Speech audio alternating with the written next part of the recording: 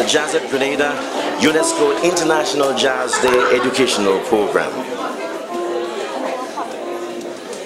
Let me first of all recognize some of the officials here with us today. Representing the Minister of Education, we have Ms. Merrill Baptiste Lord, who's an Education Officer in District 3. Ms. Lord.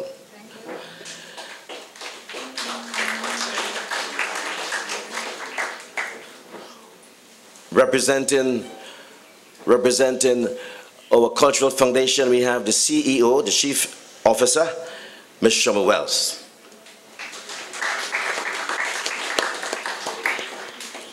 Also representing the Ministry of Education, Director of Library Services. In the Ministry of Education, we have Ms. Lillian Sylvester. We also have some dignitaries here with us. Representing the U.S. Embassy, U.S. Charge d'Affaires, Mr. Louis Chisok.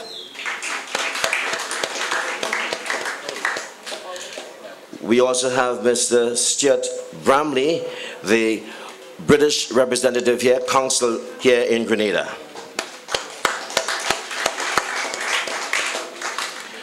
We also have Mr. Terence Craig, who is the OAS Chief Representative in Grenada, who is also a sponsor of this event.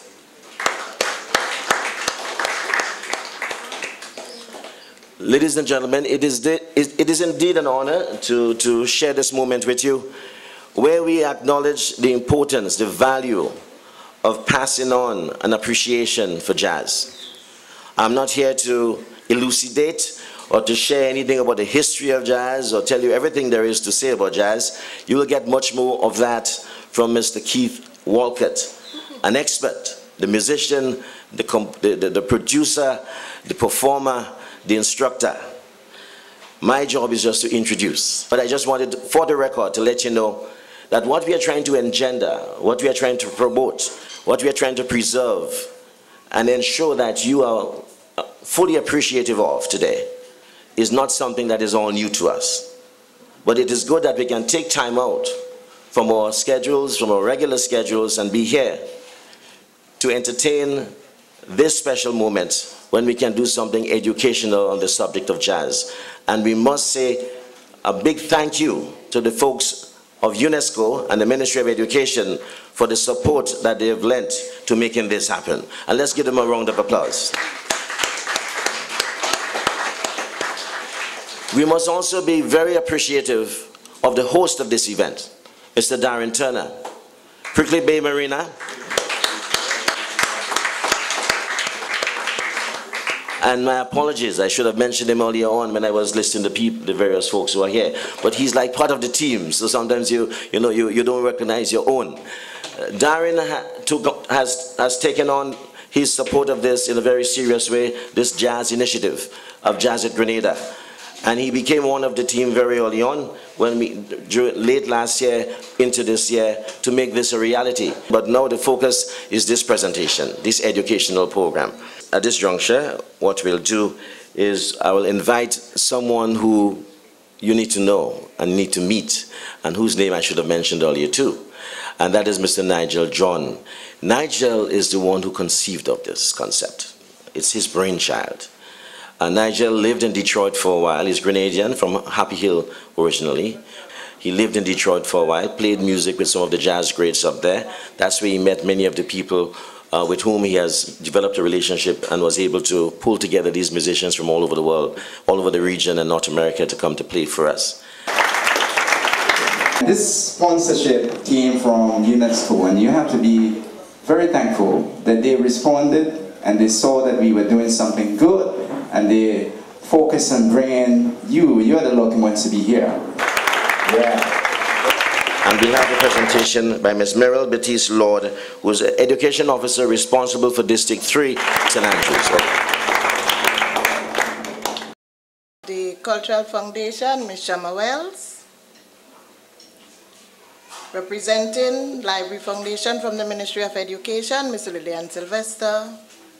Our foreign dignitaries, the U.S. Jazz d'Affaires, Mr. Louis Cheshire, the British representative, Mr. Judge Brammy, OAS representative, Mr. Terence Craig, manager and staff of Prickly Bay, musicians, students all, pleasant good afternoon to you.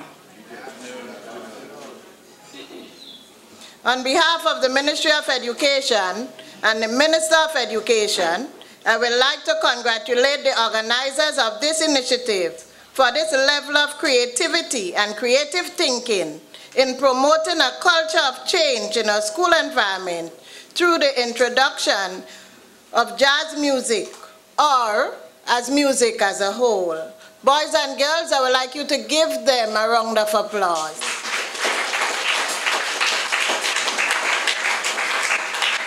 This will show our appreciation for such an initiative. Jazz, as we know, or would have read, was born out of the black communities of the USA and then took parts of the Caribbean by storm. Although it can be classed as one of America's greatest achievements. It was a means, it is said, of uniting people across the divides of race, religion, and all other natural boundaries. We are now experiencing this, as we have seen earlier on with the band, and I suppose as they play for us again and they are introduced, you will realize that the players have come from different parts of the world and they come together to play jazz music for us. For this we appreciate and we say thank you.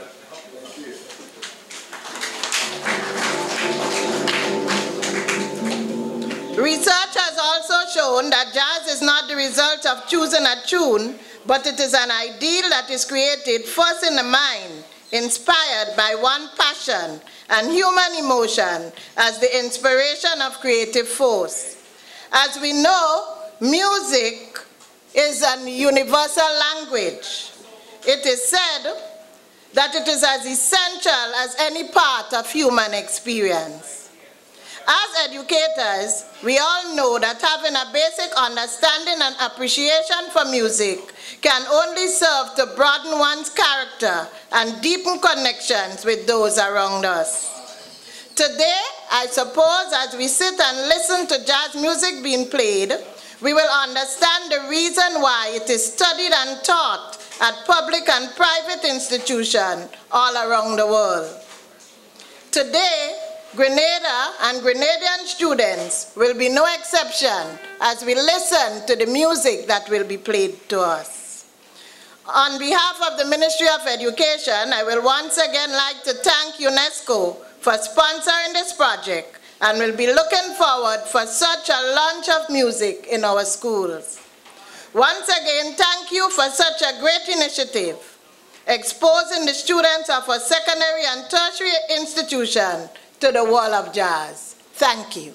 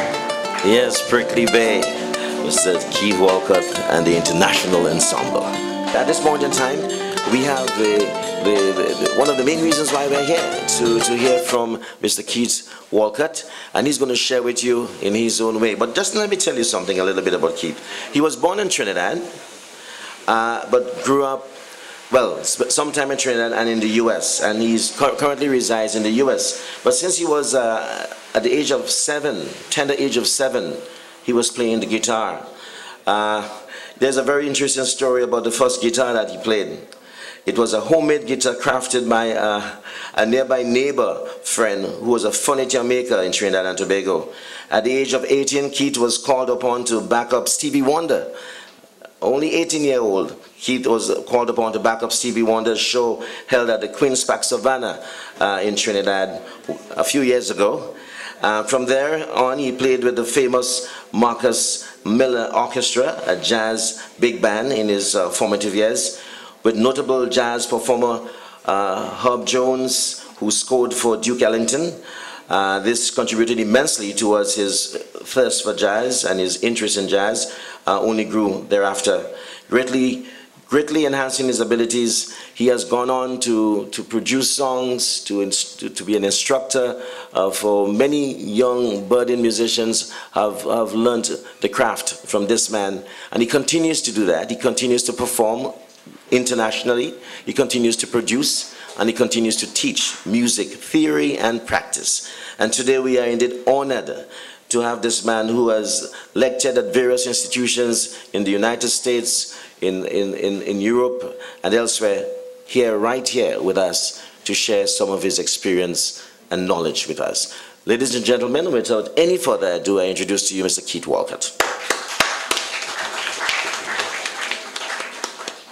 Thank you very much.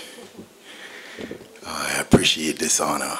This is truly an honor for me to come here and to try and, I will say, impart some of my knowledge on you about jazz music and what it's all about. In order to be a jazz musician, you have to first of all understand the discipline and the want to be a musician. It's hard work. I wouldn't fool anyone introducing themselves to music. You must work hard. That's the key. You must practice every day. It's like saying prayers. Every day you get up, you talk to the Lord and say, thank you for giving me this day. So you can have the ability to open your eyes and your brain in order to be able to practice, in order to get better. The Mighty Sparrow came from Grenada. He's the Calypso king of the world, and he's a Grenadian. And he wrote some calypsos that had jazz progressions in it. And all Grenadians should be proud of the Mighty Sparrow. I'm from Trinidad, and I'm proud of the Mighty Sparrow. I ain't ready yet. I got to make this fat. Those are jazz harmonies that you're hearing in the calypso. You hear 2/5s. And in jazz music, there's a lot of 2/5 resolutions. And even at this age, when you start playing minor 2/5, D minor to G7, you close. Those are 2/5s. You have do, re, mi, fa, sol, la, ti, do. You have 7 notes in the music, and each note is a number. Do is 1, re is 2, mi 3, fa 4, right? And that's how you get numbers. That's why we call them 2/5s. 2, 5, 1. D minor is 2 because it's the second note in the scale. D minor going to G. G is the 5th degree of the major scale. So Sparrow used these intervals to create music. And these are jazz intervals. They could be also classical music intervals. In classical music, they are more rigid resolutions, so to speak. And we should all study them because there are all kinds of cadences in music. jazz music has no laws. But you must study in order to break those rules. You see? You must study. I cannot say much more to instill in you guys that you must study the music. And the more you play, the more you could get together in groups and play, it's the better you're going to become. There's no substitution for playing.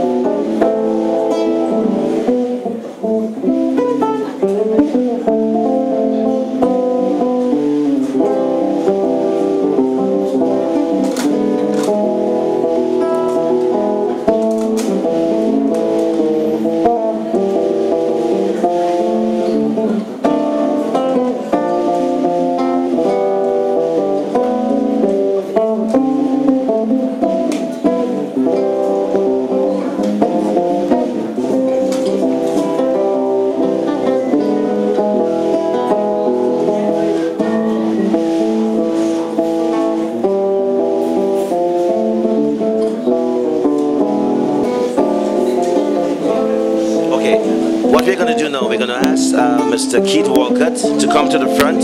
We're going to put him right here close to you, along with Charge Louis Krishok, who just shared with you. And you can ask them any questions you want to about jazz and music. Once upon a time, the jazz trumpeter Wynton Marsalis was playing in a New York City club. And one of the men in the club had broken rule number 1 of going to a concert.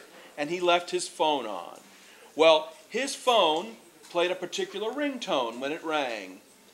And instead of stopping the music and saying, "Come on, brother, you know you've got to turn your phone off at a concert," Wynton Marsalis took his trumpet and wove the sound of that ringtone into the music he was playing. And he kind of made fun of the guy, right, who had left his phone on by accident, but he didn't stop the music. When you take the melody, as Derek was saying, and you build it, Keith, I'm sorry, Keith. Okay, Lou, no problem. That was a horrible improvisation right there. I rechristened this man. But that was improvisation, as it were. Instead of stopping the music, he took that tone and built it in and kept playing. So that's just one example, one little story about a famous improvisation. Yes. The blues scale. The blues scale has a minor third in it. It's 1, 2, minor third, major third, 4, 5, flat 6, 7, and 1. That's the blues scale. Wow. Oh man, that's a great question. Just studying music alone has a way of because of discipline. Because of the discipline you have to practice, this is how it shaped my life. It made me a better person just by studying and reading. It let me know that I have to be cordial, because in music, the tones that you play, the way you approach certain things, you have to be cordial, you have to be courteous towards the tones that you're going to use. And just by the practice, it will put you in a frame. That's how music will touch you. Music is a wonder of the world, by the way.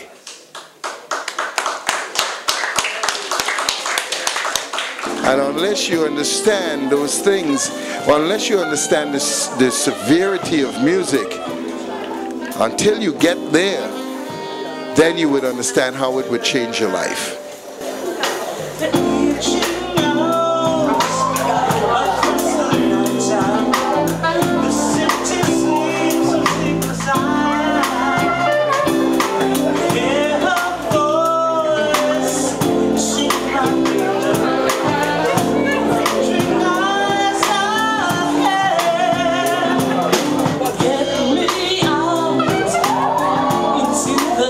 Time for both can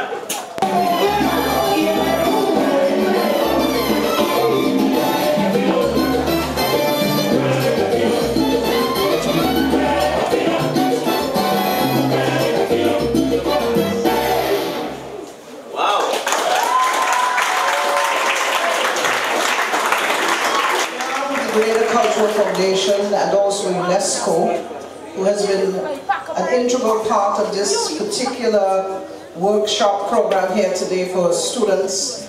I really want to commend the schools for responding and the artists for giving of their effort and time. Talent is never something that you can put a value on, especially when it is given so willingly. So I want to give them a round of applause for being here with us. We understand that you have now been enlightened a little more about jazz. Let me say this to you. Jazz is the international genre in music. It's the only music you'll find all over the world that is accepted. Calypso, soca, hip-hop, whatever. You wouldn't find it in certain places in the world, but if you go to Mexico, you go to Thailand, you go to China, you go to Russia, you'll find some jazz taking place there. I am often of the belief that jazz is in our DNA. America claimed jazz music. You heard or Sharjah referring to that. But if you think of the African beat of the drum, and you bring it back to the plantations in the United States with our slave ancestry, they started it. So it got to be belonging to us somewhere along the journey. It does belong to us. I knew that all along. So it's something that you have to be proud of. You have to remember, you heard Mr. Walker talk about the infusion of jazz into calypso. It's there in reggae. It's there in soca as well. You know, the music you listen to, the hip-hop and all of that, if you listen carefully, you will hear the infusion of jazz harmonies into it all. So we're very proud of the Cultural Foundation to ensure that all aspects of music become a part of who we are in a holistic approach, not just calypso and soca. And this exercise here today is testament to that. And I hope that you will go back into your schools. I hope that you'll go back and do your research and explore. And bear in mind, it is not an easy road to travel. Like any other discipline, you study hard, you'll get the results.